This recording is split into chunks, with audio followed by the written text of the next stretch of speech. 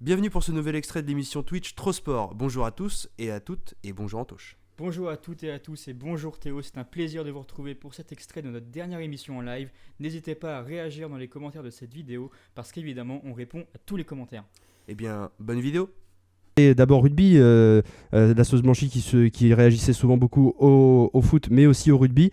Rugby donc, pour commencer cette émission, puisque c'est un peu la grosse actu du moment en France en tout cas, puisque la Coupe du Monde se déroule, on le rappelle, en France. D'ailleurs, tu parlais de l'Irlande, Antoche, mais l'Irlande qui a donc son camp de base à Tours en France, puisque l'équipe est arrivée au début de cette Coupe du Monde. Et l'Irlande, numéro 1 mondial de rugby, a donc terrassé, peut-être pas, mais en tout cas battu 13-8 l'équipe d'Afrique du Sud qui est championne du monde en titre.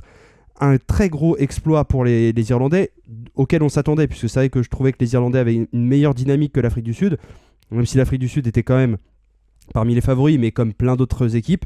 Et puis la deuxième grosse info de cette Coupe du Monde, en tout cas maintenant, pour ce qui concerne toutes les équipes autres que la France, on parlera juste après de la France d'Antoine Dupont et de ses camarades en équipe de France, dans le 15 de France. Eh bien, c'est l'Australie qui est virtuellement éliminée. Alors, quand on dit virtuellement éliminée, c'est qu'ils n'ont plus leur destin en main. Il faut que les Fidji, qui sont dans la même poule qu'eux, perdent 2 matchs consécutifs, leurs 2 matchs qu'il leur reste, pour que l'Australie puisse espérer être qualifiée.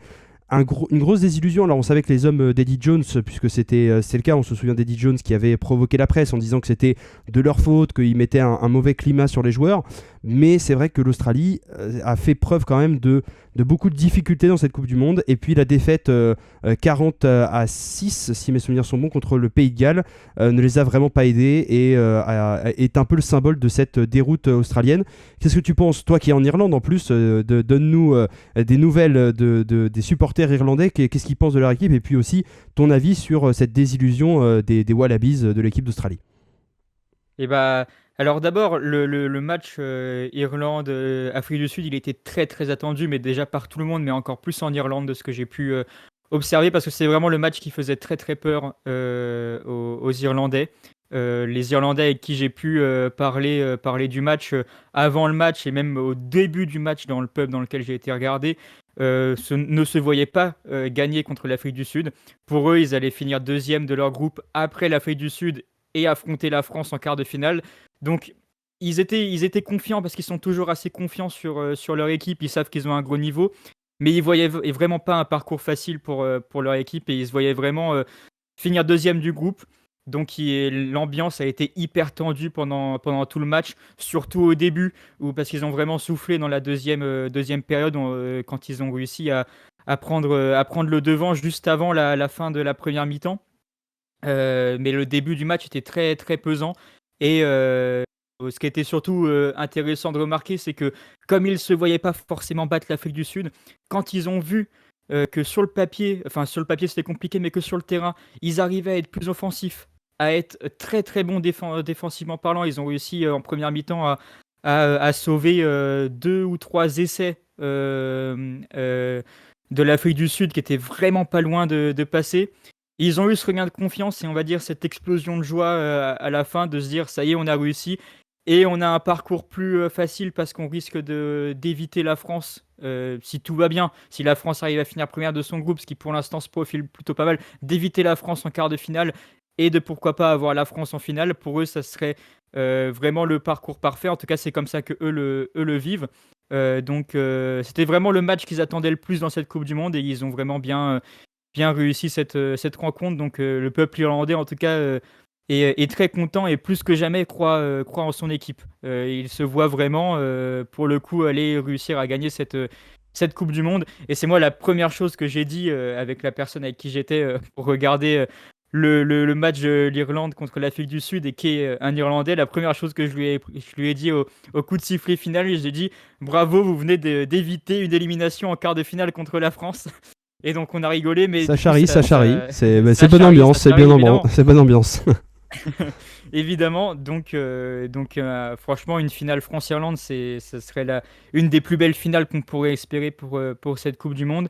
Mais en tout cas, les Irlandais qui ont bien négocié ce match et qui a été un match un match très intense, très physique entre deux équipes qui ont été très fortes défensivement. Et je trouve que ce qui a été mieux du côté de l'Irlande, ça a été le côté offensif qui a été beaucoup mieux négocié que le côté que l'Afrique du Sud. Donc voilà, c'est ce qui a permis cette petite différence en attaque et les quelques points qui font que l'Irlande a gagné ce match, mais c'était vraiment le match à gagner. Il leur reste le match face à l'Écosse qui leur fait un peu peur aussi parce que c'est un peu un classico aussi de leur côté, hein, l'Irlande-Écosse. C'est toujours une rencontre qu'ils attendent beaucoup, en tout cas ici en Irlande, même si l'enjeu est moins fort côté écossais qu'il l'était côté sud-africain.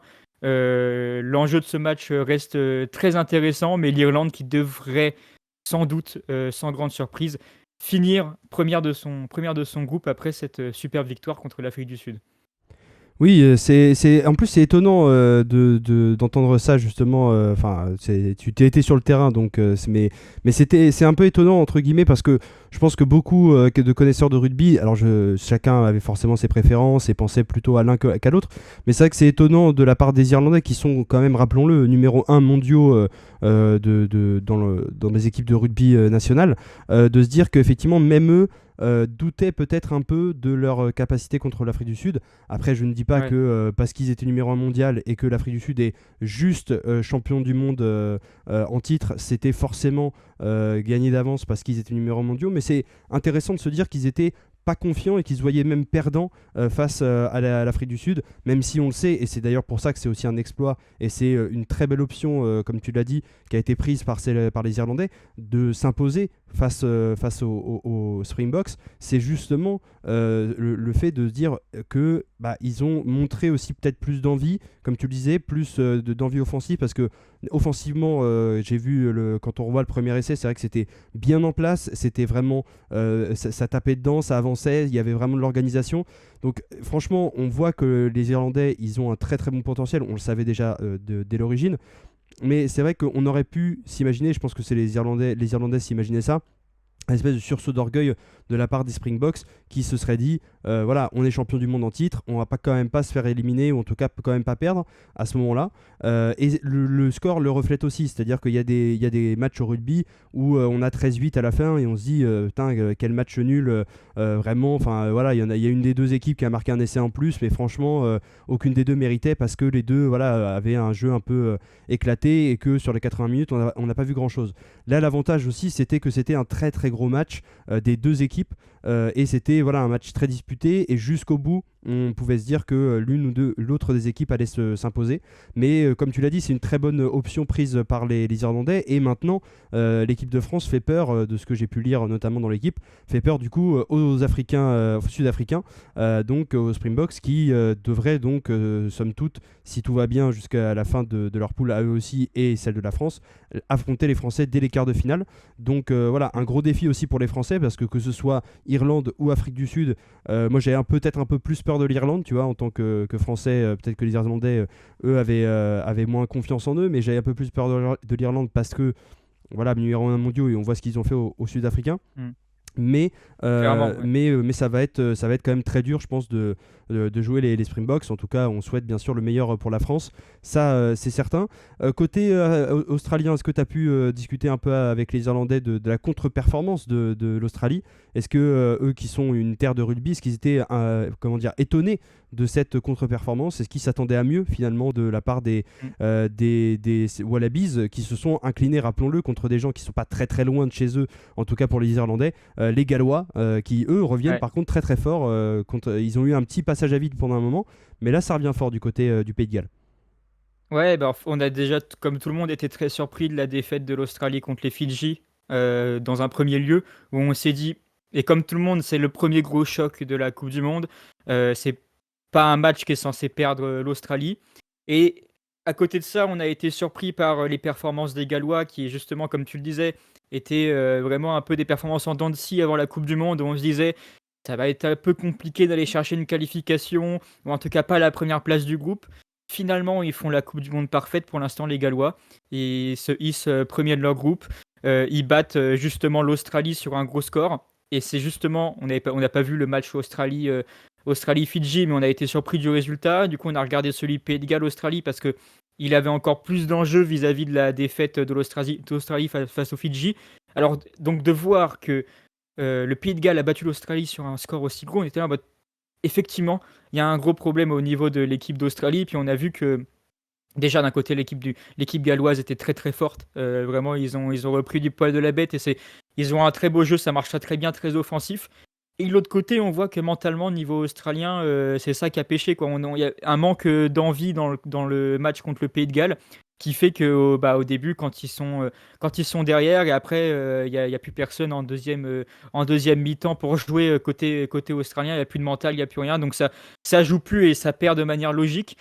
Donc, très surpris, surtout très surpris du niveau mental de l'Australie qui, après les Fidji, n'a pas réussi à se relever, qui perd contre une très belle équipe du Pays de Galles qu'on n'attendait pas à ce niveau, mais qui du coup, effectivement, comme tu le disais, est virtuellement éliminé et qui, pour moi, risque fortement d'être éliminé, puisque maintenant, ils vont affronter le Portugal, ils vont, je pense, gagner le Portugal, parce que c'est vraiment pas une grosse nation au rugby, et là, ça serait vraiment un cataclysme de perdre contre le Portugal, et ça serait vraiment très très mauvais pour l'équipe d'Australie, mais vraiment dans son ensemble.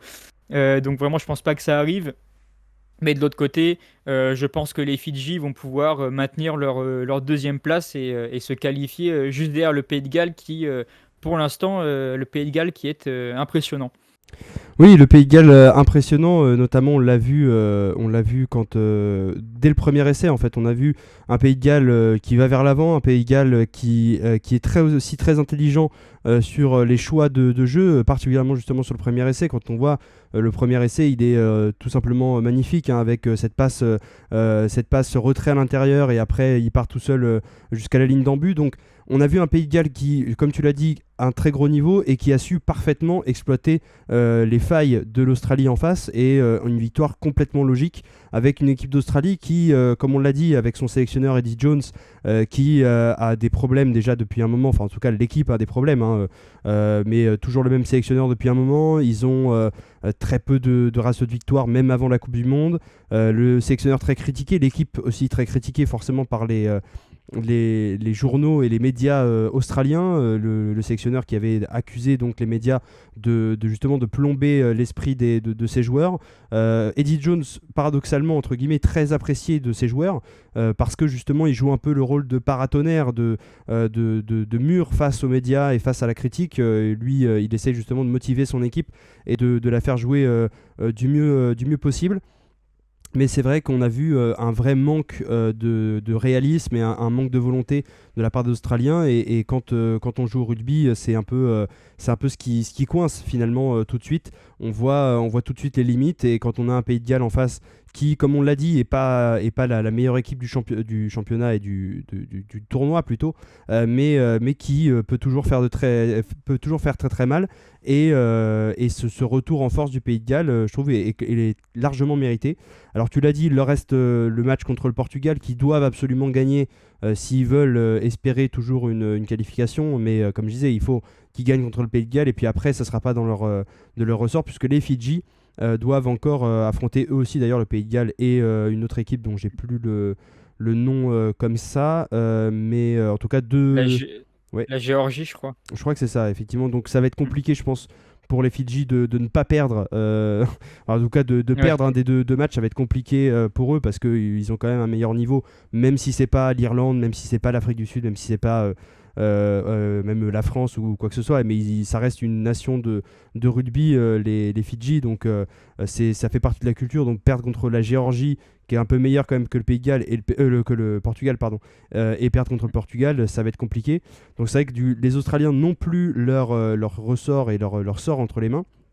Et c'est quand même assez triste, parce qu'on rappelle que c'est une équipe qui n'a jamais été éliminée en phase de poule de la Coupe du Monde de rugby. C'est une équipe qui est 2 fois championne du monde dans son histoire, et qui là est complètement au point mort. Donc c'est assez édifiant justement. Alors on va voir justement les ajustements qui pourront être faits par la suite, puisque après cette élimination, il y aura sûrement des ajustements. Peut-être qu'Eddie Jones ne restera pas sélectionneur et entraîneur de cette sélection, et à voir après les évolutions qui pourront être apportées à cette équipe d'Australie qui est donc actuellement un peu dans la tourmente. L'équipe de France, quant à elle, est dans la tourmente entre guillemets, un parcours sans faute jusqu'ici avec une magnifique victoire contre la Namibie avec 14 essais, rien que ça.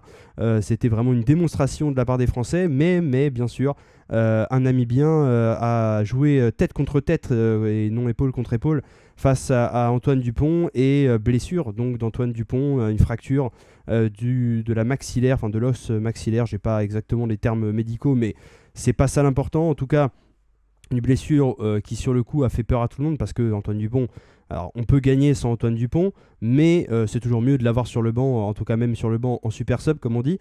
Antoine Dupont qui s'est fait opérer à Toulouse, il y avait justement des doutes, on parlait d'abord de la demi-finale, puis ensuite du quart de finale. Là il est revenu à l'entraînement, il serait disponible pour le quart de finale, à voir si on le fait jouer ou pas ou si on le préserve. C'est la vraie question. Il y a eu des questions faites à Fabien Galtier. Est-ce qu'il fallait le sortir avant la mi-temps puisqu'il s'est blessé une dizaine de minutes je crois après la mi-temps. Voilà, on peut jamais prévoir une blessure. En tout cas, voilà, petite tourmente pour l'équipe de France autour du statut d'Antoine Dupont.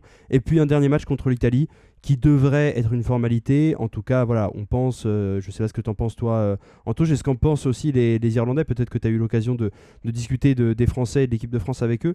Mais l'Italie qui devrait être une formalité pour l'équipe de France et les hommes de Fabien Galtier qui devraient terminer leur phase de poule très correctement et très convenablement et donc s'octroyer la première place de cette poule. Ouais, première place quasi assurée pour les Français, surtout quand on a vu l'Italie se faire massacrer par la Nouvelle-Zélande hier soir, 96 à 17 en faveur des 18, je crois, en faveur des Néo-Zélandais. Je pensais que l'Italie allait être pouvait être cet élément perturbateur qui allait venir changer ce top 2 de la poule entre la France et la Nouvelle-Zélande. Finalement, je pense pas que ce soit le cas après avoir vu leur performance hier contre la Nouvelle-Zélande. La France qui devrait réussir à s'en tirer face aux Italiens et conserver donc cette première place et donc la deuxième place pour les Néo-Zélandais. Et donc avoir logiquement son quart de finale contre l'Afrique du Sud et d'un autre côté l'Irlande contre la Nouvelle-Zélande. On va dire que du côté irlandais, la France a fait peur aux Irlandais, surtout depuis le premier match et la première victoire contre la Nouvelle-Zélande, où ils étaient un peu en 50-50. Les deux équipes font peur, mais on ne sait pas laquelle des deux va prendre le dessus sur l'autre. Finalement, on a vu que la France était au-dessus de la Nouvelle-Zélande sur ce match qui avait été vraiment magnifique, très très bien disputé par nos Français, et meilleure manière d'entrer de commencer la compétition en général, mais de commencer aussi la compétition pour l'équipe de France. Donc c'était vraiment, vraiment super. Et depuis ce moment-là, les Irlandais se sont vraiment dit, il faut surtout pas qu'on se tape la France en quart de finale parce que on n'a pas envie de se faire éliminer déjà en quart de finale et parce qu'on sait que ça va être compliqué d'affronter l'équipe de France quand on voit à quel point ils ont été forts contre la Nouvelle-Zélande. Donc finalement, c'était pour ça aussi que ce match contre l'Afrique du Sud était important et faisait peur, on va dire, à tout le peuple irlandais. Et finalement, ça se finit bien, on va dire, pour le peuple irlandais et pour l'instant le peuple français, puisque voilà, je pense qu'on va battre l'Italie. C'était un peu ce qui pouvait nous faire peur sur ce dernier match de poule. Mais quand on voit la performance italienne hier soir, on se dit que normalement, même avec le forfait d'Antoine Dupont, on devrait pouvoir se défaire de l'équipe d'Italie et conserver cette première place de la poule. Et puis après, effectivement, à voir est-ce que Antoine Dupont sera disponible et prêt à jouer pour le quart de finale contre l'Afrique du Sud. Quand on sait à quel point l'Afrique du Sud est une grosse nation qui peut nous faire peur en quart de finale, on espère qu'il va être apte à jouer. En tout cas, qui sera apte au moins pour les demi-finales, qui risque aussi d'être un gros match, peut-être face à l'Angleterre. Si on va loin dans la prédiction du tableau de phase finale de Coupe du Monde, toujours avec des pincettes.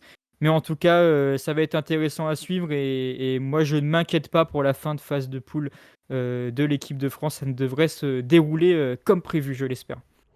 Oui, c'est tout ce qu'on peut leur souhaiter à nos Français parce que voilà, ils ont fait preuve d'énormément de courage, d'énormément de qualité. On a vu une petite contre-performance contre l'Uruguay, on s'en souvient, avec les remplaçants Ouais. qui n'avaient peut-être pas montré autant de fougue et surtout de discipline, peut-être beaucoup d'individualisme, si on peut dire, de la part des Français, mais c'est aussi les affres d'une Coupe du Monde parce que c'est tous les 4 ans, mais c'est comme au football, hein, quand les remplaçants qui n'ont pas forcément le loisir de jouer tout le temps les 80 minutes ont l'occasion de se montrer sur le terrain et ils ont envie aussi de montrer aux sélectionneurs qu'ils sont des jokers ou en tout cas des remplaçants intéressants même pour commencer directement le match. Donc parfois peut-être un peu d'exploit personnel recherché plus que l'intérêt de l'équipe, même si on ne remet pas en question comment dire, le sportsmanship, comme on dit en anglais, la camaraderie et l'envie de tous les joueurs de l'équipe de France de jouer en équipe et de jouer pour la Coupe du Monde et pour le but final qui est quand même d'aller en finale et de soulever ce trophée. Mais tu l'as dit, Antoine Dupont, on peut jouer sans lui, mais ça reste quand même un élément important. Les Irlandais ont peur de l'équipe de France et ça c'est aussi... alors c'est un avantage et en même temps un inconvénient parce que forcément les adversaires en face seront peut-être plus tendus. On peut penser à l'Afrique du Sud qui aura peut-être des difficultés finalement à jouer contre l'équipe de France si les adversaires en face, voilà, quand t'as pas forcément envie d'aller de l'avant, de perdre le ballon parce que tu te dis sur une contre-attaque on est vraiment foutu, etc. Ça peut être compliqué. Mais ça peut être aussi ça peut tendre aussi les joueurs d'équipe de France de dire on est énormément attendu, les gens ne nous voient pas perdre, donc il faut pas qu'on perde, donc il y a peut-être aussi une petite tension qui peut se mettre, mais en tout cas ils l'ont pas montré et on peut espérer, en tout cas on leur souhaite, ça c'est sûr, mais on peut espérer une très très belle Coupe du Monde encore pour l'équipe de France qui est entrée favorite et le premier gros test, tu l'as dit, c'était contre la Nouvelle-Zélande et ils ont démontré avec la manière que la Nouvelle-Zélande c'était une première étape et qu'ils étaient prêts à faire beaucoup beaucoup plus et beaucoup beaucoup mieux. Donc voilà, ils ont envoyé les bons messages et à voir par la suite si ça se continue, mais en tout cas il n'y a aucune raison que ça ne continue pas et on leur souhaite bien sûr le meilleur à nos Français pour la suite de la Coupe du Monde et bien sûr on vous fera le débrief puisqu'on rappelle que la finale c'est le 28 octobre prochain au Stade de France et on aura le loisir et l'occasion de vous reparler de cette Coupe du Monde de rugby sur Trosport bien sûr au cours de l'émission d'octobre et on espère toujours parler de l'équipe de France et peut-être avoir des images du trophée à vous montrer soulevé par l'un des membres de l'équipe de France et notamment Antoine Dupont, le capitaine qui reviendra sûrement au moins pour la finale avec ses coéquipiers. Merci d'avoir regardé cette vidéo, on espère que vous avez apprécié le sujet et qu'il vous a fait réagir. Encore une fois, n'hésitez pas à vous abonner, à liker la vidéo et laisser un commentaire. On répond à tout le monde et ça nous fera très plaisir d'échanger avec vous. Encore mieux, vous pouvez passer avec nous pendant notre prochain live Twitch pour échanger en direct et vous retrouverez toutes les informations utiles sur nos réseaux sociaux qui s'affichent à l'écran et en description, notamment Instagram et Twitter. Merci à tous et à bientôt sur nos chaînes Twitch et YouTube. A très vite sur Trosport.